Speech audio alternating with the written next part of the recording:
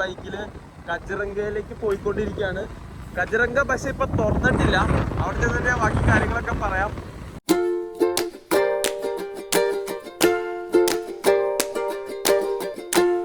ഇതാണ് ഒരു view point ആണ്, കച്ചിറങ്ക നാഷണൽ പാർക്കിലേക്ക് പോണ വഴിയുള്ള വ്യൂ പോയിന്റ്. അപ്പോൾ അവിടെയൊക്കെ മറ്റേ റൈനോസറിനെയൊക്കെ കാണാൻ പറ്റും, റൈനോസർ ആനേനെയൊക്കെ കാണാൻ പറ്റുമെന്നാണ് പറഞ്ഞത്. പക്ഷേ ഇപ്പം ഇല്ല എന്നാണ് തോന്നുന്നത്. ഇപ്പം ഇല്ല, അല്ലെങ്കിൽ ഇപ്പം ഇല്ല.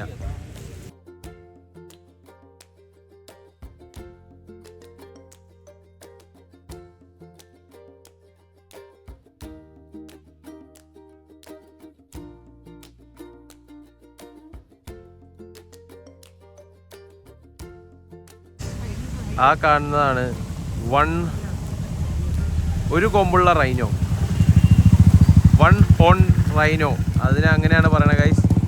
കണ്ടില്ലേ? ഓ, ഇത് രസമല്ലേ കാണാൻ? ആഹാ,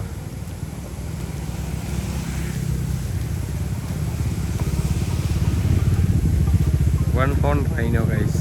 ഇവിടെ അത്യാവശ്യം തിരക്കൊക്കെ ഉണ്ട്. ഇത് എന്തുകൊണ്ടാന്ന് വെച്ച് കഴിഞ്ഞാൽ ഇന്ന് സ്വാതന്ത്ര്യദിനമായിട്ട് ഇവിടെ മിക്ക കടയും അവധിയാണ്. വണ്ടിയിലും കൊടിയെല്ലാം വെച്ച് എല്ലാവരും ട്രിപ്പിന് ഇറങ്ങിയൊക്കെയാണ്. അതാണ് ഇപ്പോൾ ഇത്രയും തിരക്ക്. അല്ലെങ്കിൽ വീക്ക് ഡേയ്സിൽ ഇത്രയും തിരക്കുണ്ടാവാറില്ല. നമ്മൾ കച്ചിറങ്ക പോണ വഴി ഇതാണ് ബുർഹിമായി മന്ദിർ. അപ്പോൾ ഇത് ഇവിടെ ഈ സ്ഥലത്തിൻ്റെ പേര് ഹൽദിബാറി എന്നാണ് സ്ഥലത്തിൻ്റെ പേര്. അപ്പോൾ കച്ചിറങ്ക പോണ വഴിയാണ് ഈ ടെമ്പിൾ കാണാൻ പറ്റണത്. ഇത് മാ ദുർഗ ആണ് ഇതിലെ മെയിൻ പ്രതിഷ്ഠ. അപ്പം എല്ലാവരും പോണ വഴി പൂജിക്കാനും കാര്യത്തിനൊക്കെ വേണ്ടി അവിടെ കയറിയിട്ടുണ്ട്. ഇവിടുന്ന് ഓരോരോ സാധനങ്ങളൊക്കെ മേടിച്ചുകൊണ്ട് പോയിട്ട് അവിടെ പോയി പൂജിക്കും. ഓരോ വിശ്വാസം. മാ ദുർഗയാണ് അവരുടെ ദൈവം. അപ്പോൾ അതിൻ്റെ അവിടെ ആശ്രമം പോലെ എന്തൊക്കെയോ പണിത് വെച്ചേക്കുന്നത് നമുക്ക് കാണാൻ പറ്റും. അപ്പം അങ്ങനെയൊക്കെയാണ് ഇവിടുത്തെ അമ്പലം. ഇതാണ് നമ്മൾ കച്ചിറങ്ക പാർക്കിലേക്ക് കയറി, കച്ചിറങ്ക റിസർവ് ഫോറസ്റ്റിലേക്ക് ഗൈസ്. അപ്പം ഇതുപോലത്തെ ജീപ്പ് റൈഡൊക്കെ കിട്ടും, പക്ഷെ ഇപ്പം കിട്ടിയില്ല. അതെന്താണെന്ന് ഞാൻ പറഞ്ഞു തരാം. അപ്പം ഇവിടെയും വീടുകളും കാര്യങ്ങളൊക്കെ ഉണ്ട് കേട്ടോ.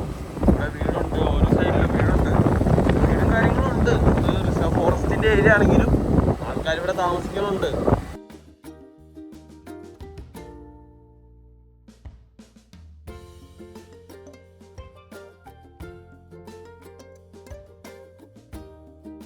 ഇവിടെ വന്നിട്ട് ഈ റോഡിലേക്ക് പോകണമെങ്കിൽ പാസ് എന്തോ വേണമെന്നാണ് എനിക്ക് തോന്നുന്നത്. നിങ്ങൾ കച്ചിറങ്കയിൽ വരാൻ പ്ലാൻ ഉണ്ടെങ്കിൽ നവംബർ തൊട്ട് ഫെബ്രുവരി വരെയാണ് ബെസ്റ്റ് ടൈം. അപ്പോഴാണ് കച്ചിറങ്ക ഓപ്പൺ ആയിട്ടുള്ളത് മെയിനായിട്ട്. അപ്പോൾ നമുക്ക് ഇവിടുന്ന് ജീപ്പ് സഫാരി ഒക്കെ ചെയ്ത് നമുക്ക് ഈ കച്ചിറങ്ക മൊത്തത്തിൽ കാണാൻ പറ്റും. കണ്ടില്ലേ, എൻ്റെ ബാക്കിലുള്ളതൊക്കെ കണ്ടില്ലേ?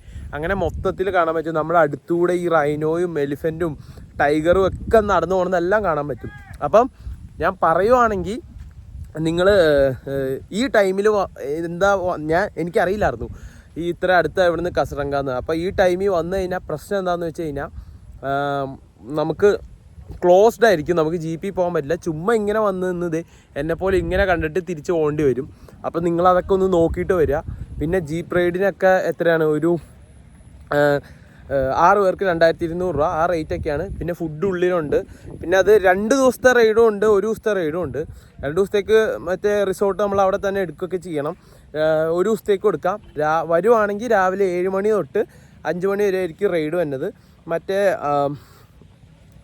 മറ്റേതാണെങ്കിൽ അവിടെ സ്റ്റേ ചെയ്തിട്ട് പിറ്റേ ദിവസം രാവിലെ പോവാം. അപ്പോൾ നിങ്ങൾ ഇനി കച്ചിറങ്ക വരുവാണെങ്കിൽ ഇതൊക്കെ ഒന്ന് നോക്കിയിട്ട് വരിക. ഞാനാണെങ്കിൽ കച്ചിറങ്ക കയറണം എന്ന് ഓർത്ത് വന്നിട്ട് ഇങ്ങനെ ഞാൻ പിന്നെ ഗൂഗിളിൽ നിന്ന് പിന്നെയാണ് നോക്കിയത്. അപ്പോൾ ഇങ്ങനെയായിരുന്നു അവസ്ഥ. അപ്പം അത്രേ ഉള്ളൂ. ഇപ്പം നിങ്ങൾ കച്ചിറങ്ക വരുമ്പോൾ ഈ കാര്യങ്ങളൊക്കെ ഒന്ന് നോക്കും.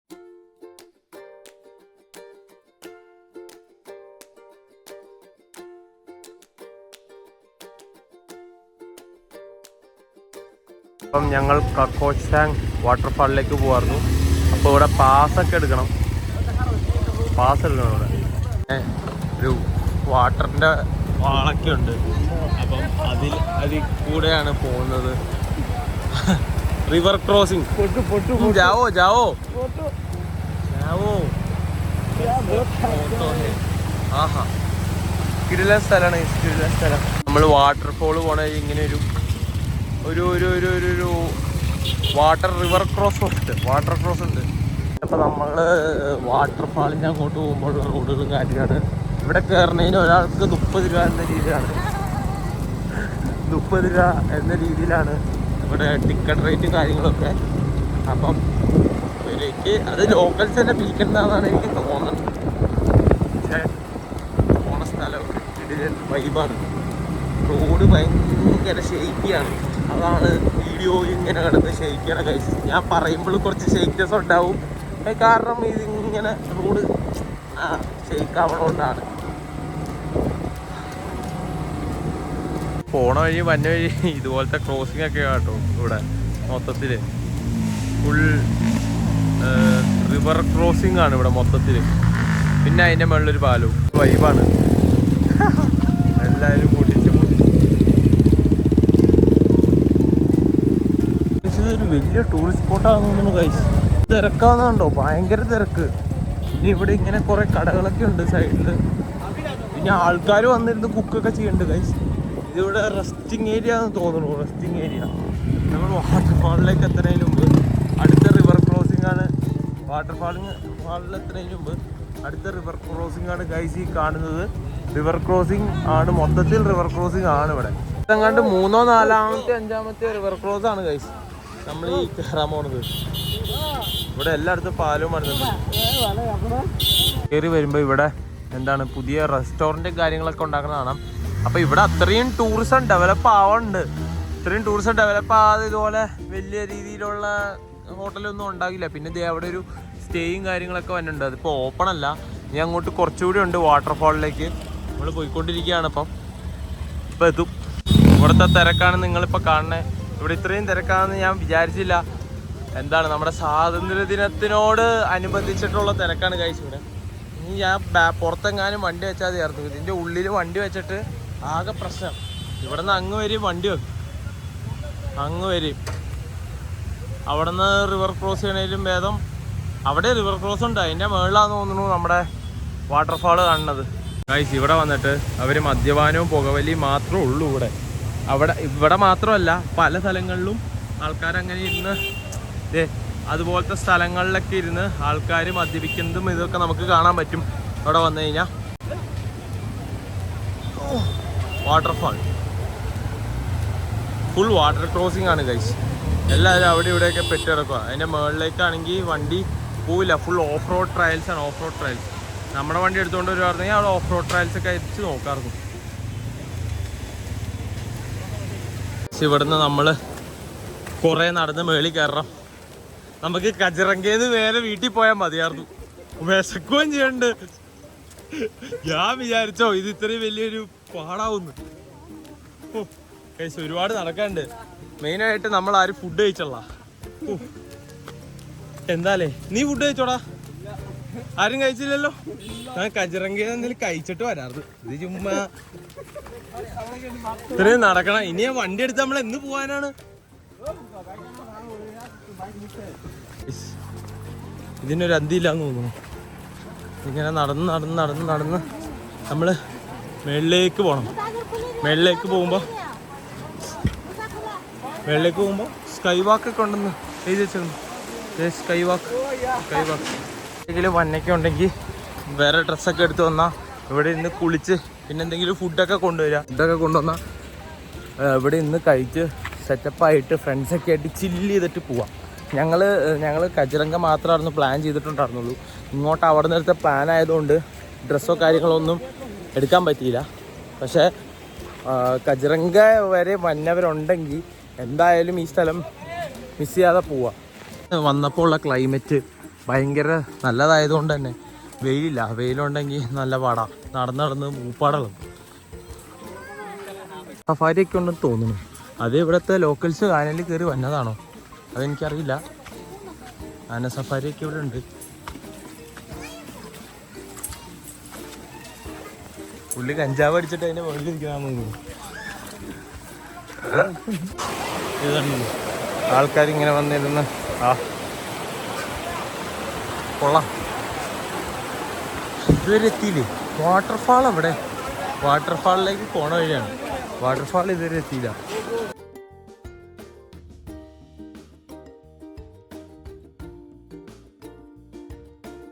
അപ്പൊ ഇതാണ് കോച്ചാങ് വാട്ടർഫാൾ. ഇത്രയും നടന്നു വന്നെങ്കിലും ഇത് കണ്ടപ്പോൾ ഒരു സന്തോഷം. ഇതിന്റെ താഴത്തേക്ക് ഇറങ്ങാൻ പോണ വഴിയുടെ വീഡിയോ ആണ്. ഭയങ്കര സ്റ്റീപ്പിയാണ്, സ്റ്റീപ്പി.